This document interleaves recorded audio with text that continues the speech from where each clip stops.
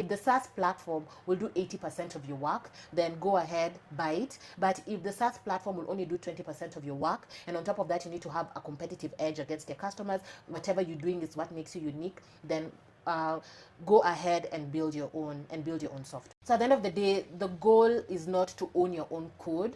The goal is to stop the manual work so that you can spend time on doing the work that matters most. Hi everyone, welcome back to another episode of Cloud and Coffee. This is where we have great conversations while sipping even better coffee. Cheers. Cheers. Today mine is tea. My name is Ruth and I'm joined by my amazing CEO who's also going to introduce herself. Hello everybody, for those who don't know me, I'm Beryl Samba.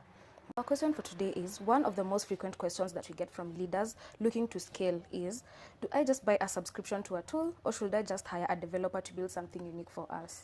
How do you make that call? Okay, so at PowerIT, we actually have customers who we work with for both scenarios, right? We have the customers who we actually build for them custom solutions, right, to automate their processes, to make their work easier. And we also have those customers that we just tell them, okay, yeah, here is a SaaS tool. Some of them are Google tools, and this can actually just do the work just fine. So it's a thing of, it's not one size fits all. It's making the decision which one is best for you. So first of all, when do you buy? So if the workflow you're automating is something like a standard business function, you know, moving a website form to a CRM or sending a Slack notification when an invoice is paid, I would say just buy it, right? Off-the-shelf tools are specialized SaaS platforms and they've already solved this problem. So it's not worth it, you know, spending a lot of time designing, building, fixing, and then having somebody to fix it and do the maintenance if you can just have it up and running in 20 minutes, right? So even above and beyond that, it doesn't even give you a competitive edge to just buy something off the shelf. So I'm like, if the thing that you're doing is a day-to-day business function, take it off the shelf and start using it quickly and train people to get it up and running, and the team will be happy, right? But there's sometimes when you need to build something, and you should consider building something when that thing is your secret sauce. So when do you build? I would say build when the workflow you're considering to automate is your secret sauce, right?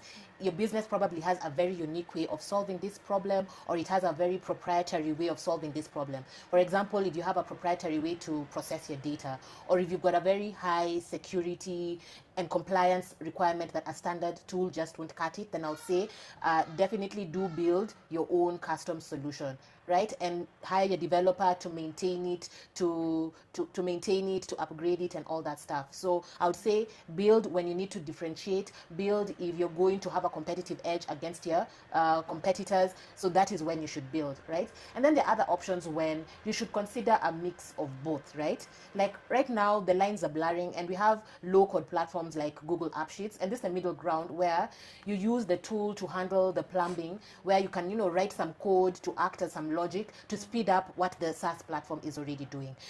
For example, internally we do that with a couple of our processes, especially because we've got such a huge customer base from all over the place with different tax regulations and all that stuff. So you can have a hybrid. Yes, you have your SaaS platform, but you have your low code platforms like Google App Sheets to help you link the two, right? So for me, at the end of the day, I usually tell customers, use the 80-20 rule. If the customer platform, if they're not, sorry, not in the customer platform, if the SaaS platform will do 80% of your work, then go ahead, buy it. But if the SaaS platform will only do 20% of your work, and on top of that, you need to have a competitive edge against your customers, whatever you're doing is what makes you unique, then go ahead and build your own. And so at the end of the day, the goal is not to own your own code. The goal is to stop the manual work so that you can spend time on doing the work that matters most.